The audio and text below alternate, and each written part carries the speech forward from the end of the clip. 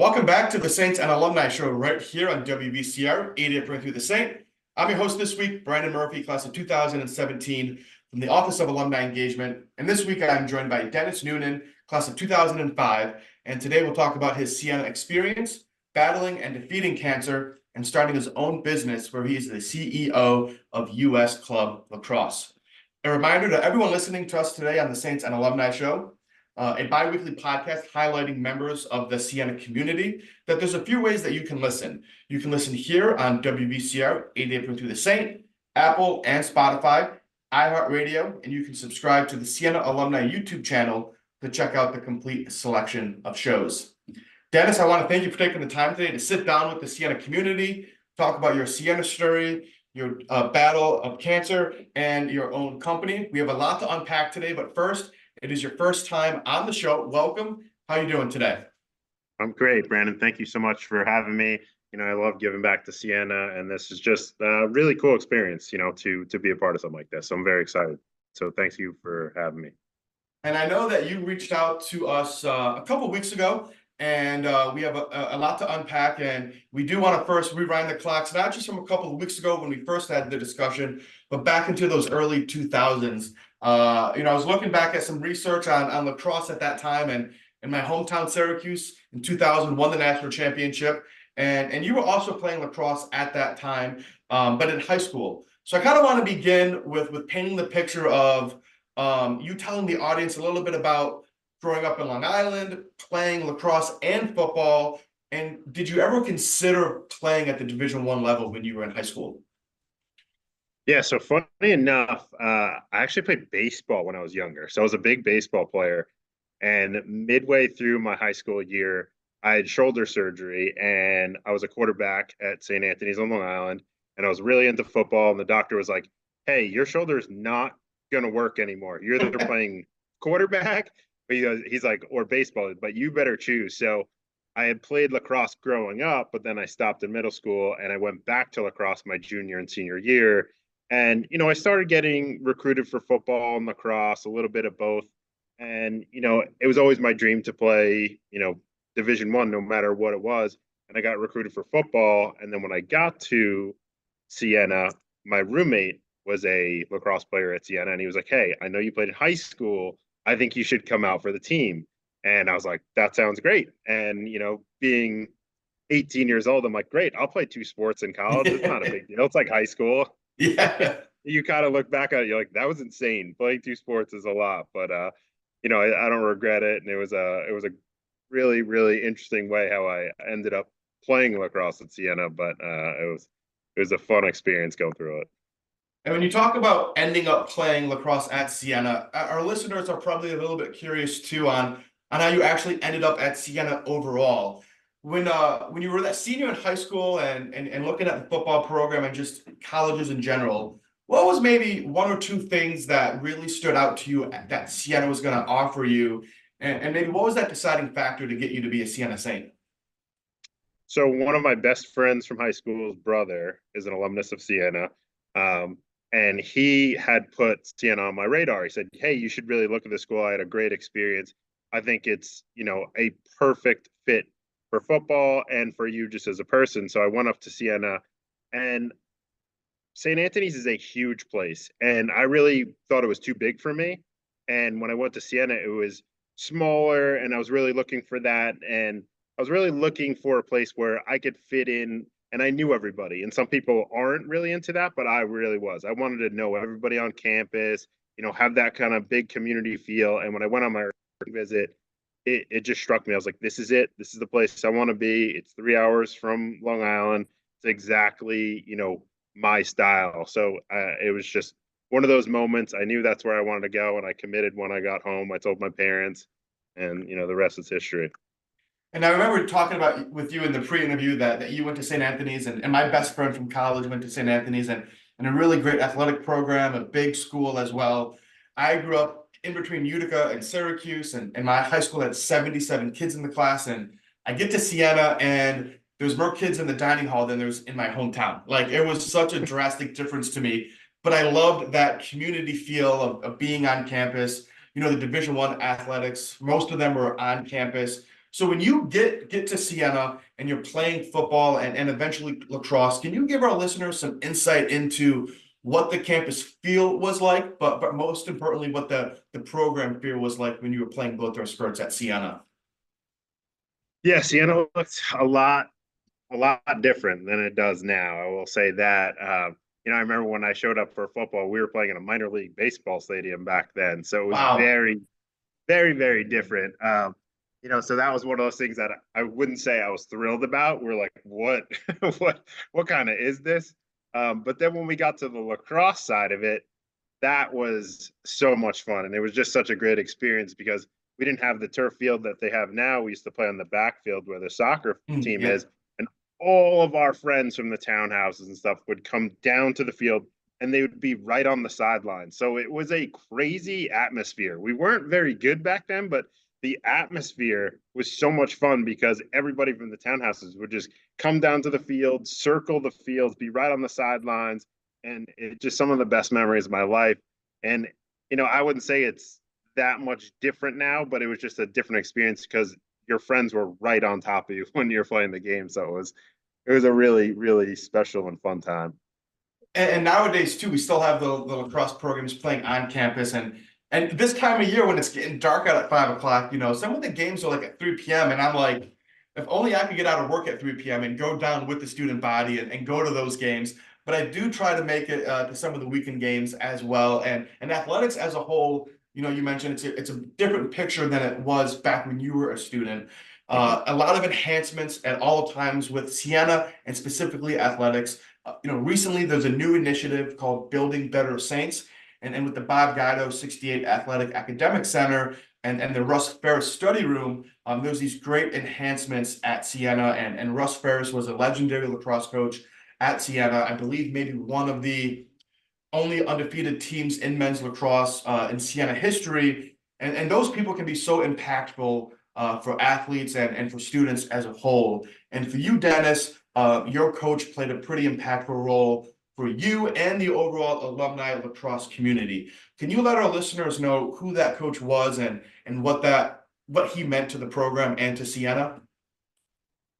Yeah, so our senior year, Brian Brecht showed up. There was kind of a lot of hoopla around him that he was going to kind of turn Siena lacrosse around. And you're always a little suspect of that when a new coach comes in. Like, are they really going to turn this thing around? But he really took the bull by the horns. I mean, he brought in alumni, like you said, from the 70s, from the 80s, anybody that ever played lacrosse. And he really made Siena lacrosse a really special program at Siena. I mean, he redid the locker rooms. I mean, he did alumni events, back with the golf outings. I mean, he brought everything together. And that was all the stuff that he did off the field. And then on the field, I mean, he was a tough coach. He coached us very hard, but X's and O's, he knew exactly what he was doing. And he was so diligent at recruiting that he just left a really lasting impression on myself personally. And then just for Siena Lacrosse right after us, they won on an absolute tear and were Yeah. one of the best teams in the country for a 5, 6 year period. And then he eventually went on to Rutgers, but he just left a really lasting impression on me as a person. And just he did such a great job to elevate the program to what it is today and what Liam Gleason now is doing with the program. Liam's done a great job of continuing the success that Brian had left off. And we've got just under 5 minutes left in the first segment, and we've done a great job painting this lacrosse picture, which is going to help the discussion in the second segment. But the other part to today's show and to the Siena journey is those inside the classroom experiences as well. So I want to kind of now pivot the discussion over to being that student athlete and that student first at Siena and some of those inside the classroom experiences that you had. Dennis, for you, what did you study at Siena? And kind of how has some of those classes helped you for what you're now doing later on in your life? So funny enough, I randomly was a history major. I thought I wanted to be a lawyer, so I was like, all right, let me go into history. So I had a history degree, and I was kind of going through it. And then as I got to the end of Siena, I realized I am never going to be a lawyer. It's just not going to happen. I think I was just going down the wrong path. And at the last second, I pivoted to actually to education, which now I'm a teacher. So it was one of those moments. It was late in my junior year, and I was taking some education classes, and I was like, man, I really think this is kind of the path I would like to take.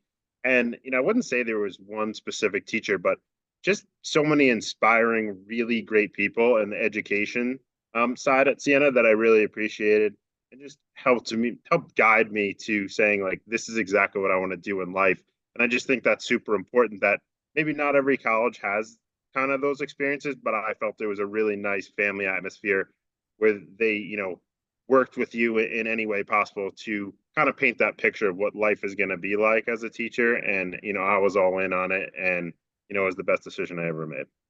And this is actually breaking news. I didn't even tell you this in the pre-interview because I didn't know about it at the time. But when you talk about education, Siena just announced a couple weeks ago that there's a new graduate program for education at Siena. We're actually taking Clarkson's graduate program for education and adopting it here at Siena. And this upcoming fall, we will have our first enrolling class into that program, anywhere between 75 and 100 students within that graduate program. So you talk about the athletics early on and the growth of that. Now to see education and that growth in the graduate program is really exciting. But the final question that we have today in the first segment, with just about two and a half minutes left, is I want to just, broadly speaking, when you and your friends get together, you and your past teammates get together, kind of what is one or two things that you guys always look back on or constantly put in the group chat that was some of your best memories at Siena that you still smile about? We have a great group of friends. We still have about 16 of us that actually meet every single year at Christmas time in New York City. So we started that actually our freshman year of college.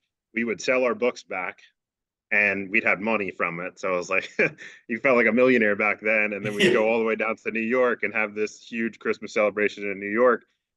So I always look back on those, even though we've continued this over, 18, 19 years. But that is a special time for, us as a Siena group, that we continue to do it. And back in the college years was amazing. And then I would say on campus, the Siena Fest days were by far the most fun days that we ever had. I mean, I remember my sophomore year, we had a Siena Fest, we had a game on Siena Fest, and I've never seen a rowdier, crazier atmosphere in lacrosse ever. I mean, it was one of the most fun moments of my life. So that is something we still talk about to this day, of how much fun that day was in that specific lacrosse game. It's funny how athletics can tie in so many community members. I graduated in 2017, and at that time, it was like the last time that the MAC championship was held at the MVP Arena. And we brought 35 student buses to the game. It was a 9 p.m. game. Jay Billis was on the call for ESPN2, and it was absolutely unbelievable. We're going to dive into a lot more memories and career life and your company in the second segment. Don't go anywhere. We'll be right back here on WVCR 88.3 The Saint. Welcome back to the Saints and Alumni Show right here on WVCR 88.3 The Saint. I'm your host this week, Brandon Murphy, class of 2017 from the Office of Alumni Engagement. And this week I'm joined by Denis Noonan, class of 2005. We just concluded talking about your Siena experience, but that's such a small piece to the entire picture of life and life after Siena. And your story really picks up after graduation and those next few journeys on in life. And in segment 2, we really want to unpack some key pieces to your overall story. And the first one I want to talk about is, once somebody graduates, that next step is either going to grad school or getting that first full-time job.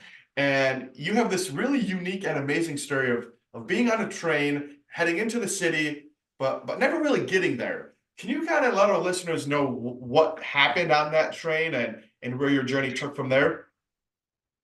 Yeah, so I thought I wanted to go into ad sales, and my brother-in-law had kind of set me up with interviews and things like that. And I hopped on the train after the interview, and I saw a Siena alumnus that I knew on the train, and he was in a suit and tie and the whole thing. And we sat there, we talked for about an hour on the way home, just kind of going back and forth. And I remember I got off that train and I was like, this is not even close to what I want to do. I do not want to do this rat race. I do not want to get on this train every day. And I went home, and that day I called Hofstra and I was like, hey, I really need to get into the phys ed program. Can I get in today? And they're like, yep, we have rolling admissions. And I enrolled that day, got into a master's program. And that's actually how I took the education, stuff that I had from Siena. And I took some of my credits and got my master's at Hofstra in phys ed and health. And you do this almost complete 180. You're on a train and for one job, and you go to a completely different path, and you go into this teaching industry, I will say. So what happens? Do you stay down in the city? Do you move up to Albany? Kind of, you get your degree from Johns Hopkins. What happens next? How did you get into teaching? What was your first job? Yeah, so I actually stayed at home, which was awful for 2 years. You just Yeah. leave Siena, you're having the best time of your life, and then I'm back in school, and I'm trying to get my master's degree, and then once I got my degree, I ended up looking for jobs on Long Island, couldn't find anything, and before I knew it, I applied to a job in Summit, New Jersey, at this school called Oratory Prep. I'd never heard of it. I was just frustrated. I just needed to get a job. Ended up getting that job, and I moved to New Jersey with another Siena alumnus, my buddy Pete Green, who also got a job in New Jersey at the same time. And we're like, hey, I guess we're moving to New Jersey. So we did. And both of us kind of met together, lived together. And I started my teaching career at an old boys school in Summit, New Jersey. And you're at New Jersey and you're teaching, but I think you kind of want to take a path turn as well and go into athletics at your high school. Did you ever make that transition into athletic director, or how did you get involved within athletics at the high school level when you were teaching down in Jersey? Yes, I was a coach for a long time, coached lacrosse for a long time, and I always kind of wanted that next step. I really I wanted something bigger than teaching, I would say, after a few years. So I went back again. I got another master's in administration, and I finally got a break to become an assistant athletic director down the Jersey Shore at a school called Ranny. And it was kind of one of those moments where I was like, okay, I'm ready for this. I'm ready for the next step. Going into administration, maybe I'll become a principal or even a superintendent. I didn't know where I wanted to go, but I knew I kind of wanted to be in education and just get to that higher level and just be a boss one day. I think that was really what my goal was. So I got that break, and I wouldn't say it was the greatest moment of my life getting there, but it was a big step for me personally, and for my wife and I, who had just got married at that time.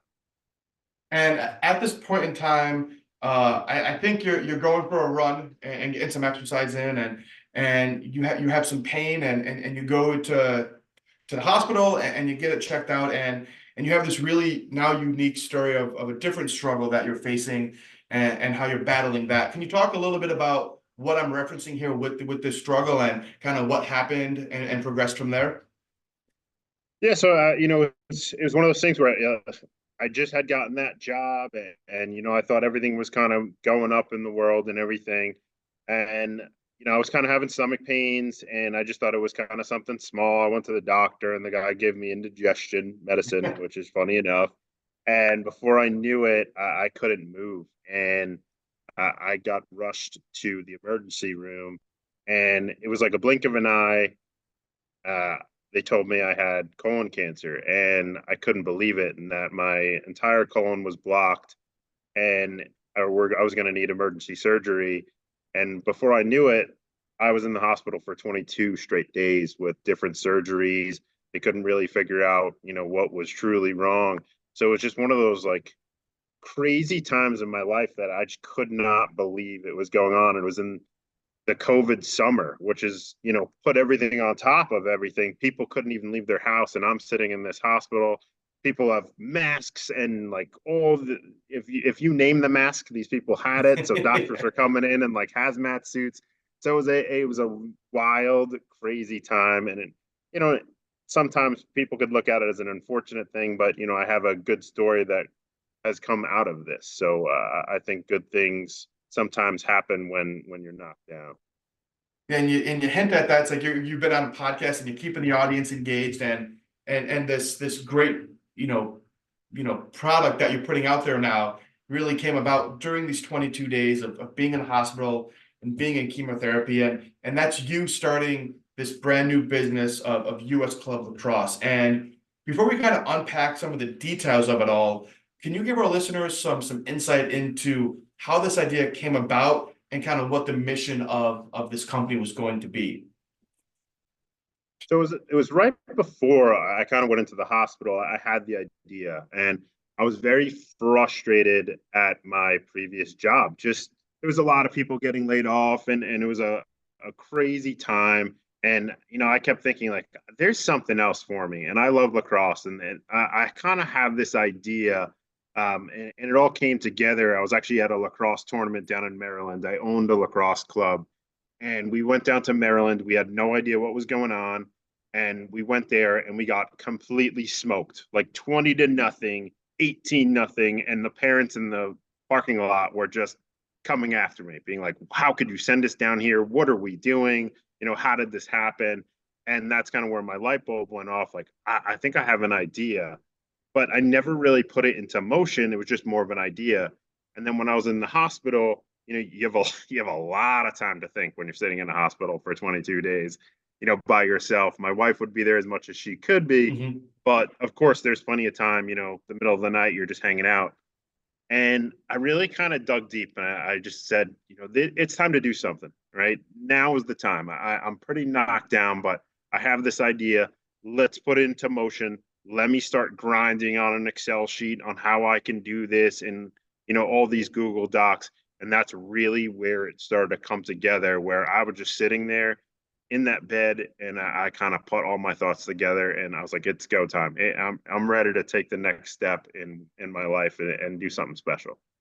And the next question to follow up on that before we kind of get into those exact details and running of the company is talking about those trials and tribulations of starting a company. Here at Siena, we have the Stack Center for Entrepreneurship and Innovation, and it's not often that young professionals and even undergraduate college students have all this guidance on beginning a company. And luckily, when you reached out to us, we got you connected with Allison Goyette at the Stack Center to help engage with those students. But entrepreneurs don't always have that, and maybe you didn't at the time that you started your company.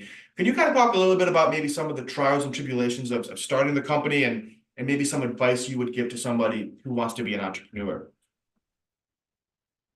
Yeah, I think when it comes to, starting your company, I think everybody kind of goes through can I actually do this? Will people actually listen to me with what I'm doing, and how good is the product? So, my idea really was to actually rank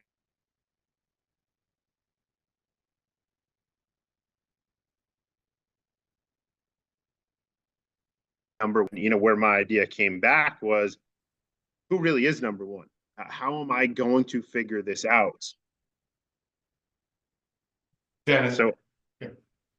so how am I going to figure this thing out? So I actually reached out to one of my best friends from Siena, and I kind of asked him, you're better at math than I am, and we need to rank these guys, right? How can we do this? And I know you're an Excel master, which he did learn at Siena, not a plug of Siena, but I know he did, and he's like the Excel master.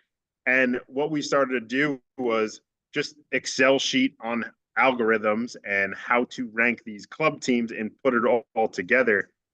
So it was really hard for us to kind of put all this algorithm stuff together and then create a social media and website. And we have no business experience with any of this stuff. So we were really just trying it out. Like, will people maybe listen to us? And we kept refining it. And I think the best thing that we've done is stayed consistent with what we do. We have great communication as business partners. And I really think it just came down to the want. Do you really want this? And we both really, really wanted it. And I would say to anybody looking to do something like that, you have to have the want and love behind it. And if you don't, you're never going to be successful at whatever you do. You have to want this more than anything. And if you go all in, good things happen. And we've got just under 5 minutes left in today's show, and I kind of want to pivot now to continue to talk about present day, but what people can expect with the company in the next 5 years. Can you give us a little bit of a projection on, where the company is now and where you guys look to expand and in different avenues within that industry? Yeah, so we've morphed this company, US Club Lacrosse, into a lacrosse marketing company. It started as a rankings company for these club teams, but it's really turned into a pretty big marketing company where we have a large social media, over 200,000. Our website is now north of 40 plus million views on our website. And really, what we're trying to do is just continue to build this social media and continue to build our website and open new doors. So right now we're very focused on team rankings. We're slowly going to work into more player data, girls and boys, where they're going to college with commitments, and really just trying to stay on this track. I think sometimes entrepreneurs get into the pitfalls of like, we got to keep getting bigger and better, and it's got to go to the next thing. I think one of our strengths is that we're very content with the niche market that we have, which is club lacrosse. And we're very content on the success that we've had and we will continue to have if we can stay consistent, because I think so many people just think the more money you have, that's defines success. And I don't necessarily feel like that. I feel, can I spend a lot of time with my kids being a teacher Yeah. and doing this company? I can. Can I spend more time with my wife doing this stuff? That's success for me after all the stuff I've been through. So, I think just keeping this company on that, same path that it's on, and, just keep growing what we've already built. And I think that is the success story that we're looking for. And you have, such a great life story as a whole. And the last question that I have for you is, well, it's two parts. One, if somebody was interested in looking at this company and getting these recruitings, one, where could somebody go to find the information, social media, website? And then two, what would just be one last generic piece of advice that you would give to anybody listening today after everything that you've been through in life? Yeah, so you can check out our website at usclublacrosse.com. And, US Club Lax is our social media handles. You can find us on Instagram, TikTok, Twitter, whatever the social media app there is out there. And, I would say my last thing is what I was kind of referring to is just kind of defining success. I don't kind of sit back and be like, man, I'm just super successful now. I'm just, such a wonderful person. I don't think of it that way. I think of, you know, the journey that I've been on and all the trials and tribulation that I have gone through, I think has just opened my eyes up to, really enjoying life to the fullest, and not necessarily all about work, but more just my family life, my friends' life, connecting back with Sienna, alumni that I was friends with. And sometimes as you get older, where I'm 41, you start to kind of lose those connections over the years. But, going through cancer and stuff, you kind of bring yourself back, being like, you know what, I really should reach out. I really should tell people that I love them. And I think that's kind of super important to me at this point in my life. Dennis, I think that's a great last piece of advice to give to everybody listening today. We're so excited that you reached out to us and got you re-engaged and featured you on this podcast. Hopefully we'll have you again. And hopefully we get you back on campus to talk to the Stack Center, to the lacrosse students, and any other ways that we can. Thank you for everybody listening today, right here on the Saints and Alumni Show. Have a great weekend, and we'll see you next time.